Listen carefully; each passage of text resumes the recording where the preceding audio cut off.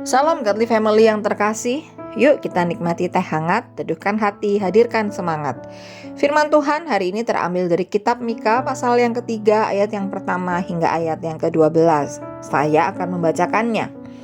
Kataku, baiklah dengar, hai para kepala di Yakub dan hai para pemimpin kaum Israel. Bukankah selayaknya kamu mengetahui keadilan? Hai kamu yang membenci kebaikan dan yang mencintai kejahatan. Mereka merobek kulit dari tubuh bangsaku dan daging dari tulang-tulangnya. Mereka memakan daging bangsaku dan mengupas kulit dari tubuhnya. Mereka meremukkan tulang-tulangnya dan mencincangnya seperti daging dalam kuali, seperti potongan-potongan daging di dalam belanga. Mereka sendirilah nanti akan berseru-seru kepada Tuhan, tetapi Ia tidak akan menjawab mereka. Ia akan menyembunyikan wajahnya terhadap mereka pada waktu itu, sebab jahat perbuatan-perbuatan mereka. Beginilah firman Tuhan terhadap para nabi yang menyesatkan bangsaku, yang apabila mereka mendapat sesuatu untuk dikunyah, maka mereka menyerukan damai. Tetapi terhadap orang yang tidak memberi sesuatu ke dalam mulut mereka, maka mereka menyatakan perang. Sebab itu hari akan menjadi malam bagimu tanpa penglihatan, dan menjadi gelap bagimu tanpa tenungan. Matahari akan terbenam bagi para nabi itu, dan hari menjadi hitam suram bagi mereka.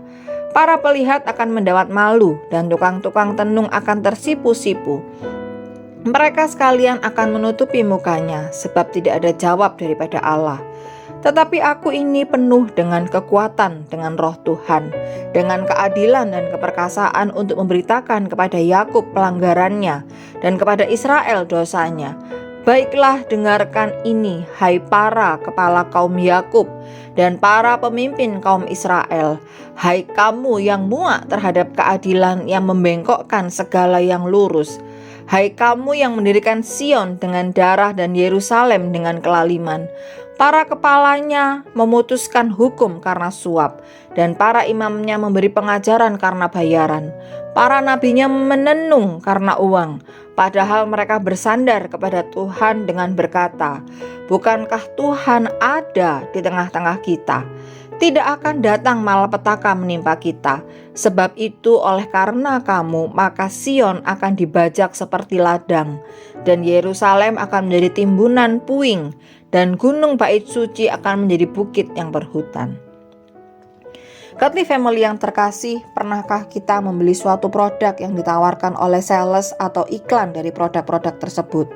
Produk itu terlihat begitu bagus, tanpa cacat, bentuknya juga unik, diskon lagi. Sungguh menawan hati. Lalu kita segera membelinya. Kemudian sesampainya di rumah kita akan segera membukanya, serta ingin segera memakainya. Ternyata antara gambar, iklan, dan penjelasan sales sangat jauh dari kenyataan.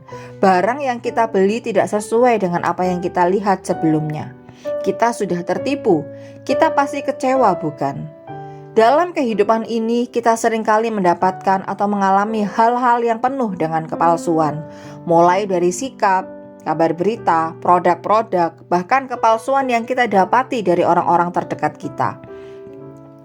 Bacaan yang kita baca dalam Mika pasal yang ketiga ayat yang pertama hingga ayat yang ke-12 ini menceritakan tentang Nabi Mika yang menentang pemimpin dan nabi palsu di Israel.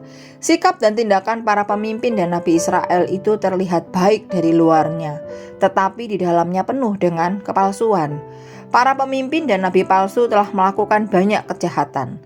Nabi Mika menggambarkan kejahatan mereka dengan membenci kebaikan, mencintai kejahatan, merobek kulit bangsa dan daging dari tulang-tulangnya, mengupas kulit dan meremukkannya, mencincangnya seperti daging dalam kuali.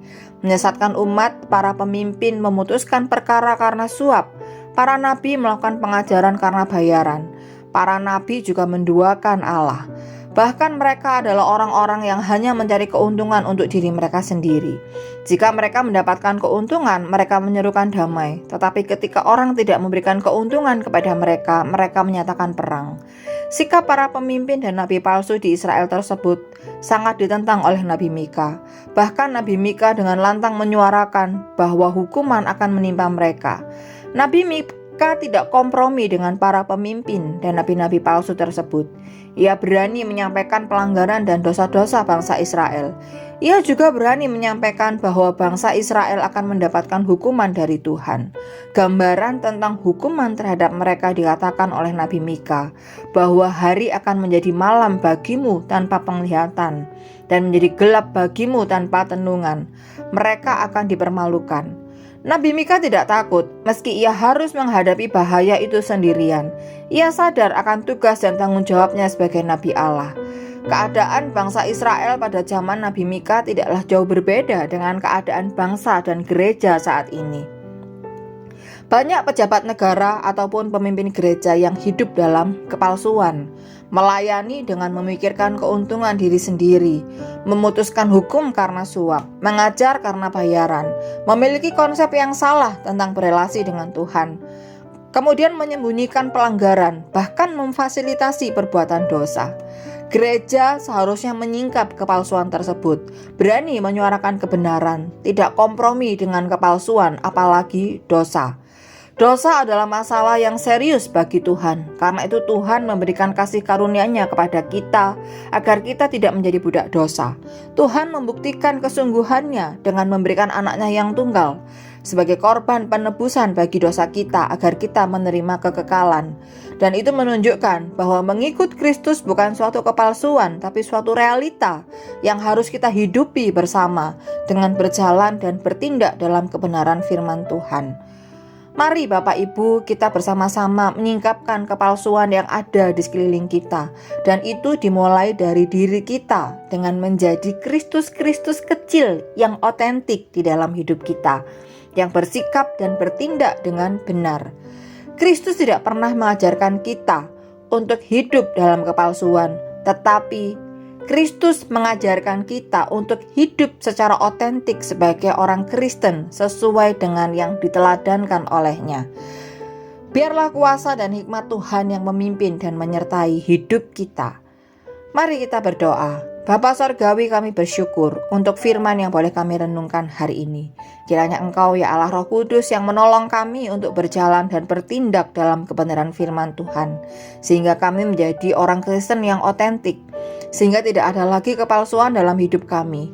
Tolong kami, berikan kami keberanian untuk kami dapat menyingkapkan segala kepalsuan yang ada di sekitar kami. Terima kasih ya Tuhan, di dalam nama Tuhan Yesus Kristus kami berdoa. Amin.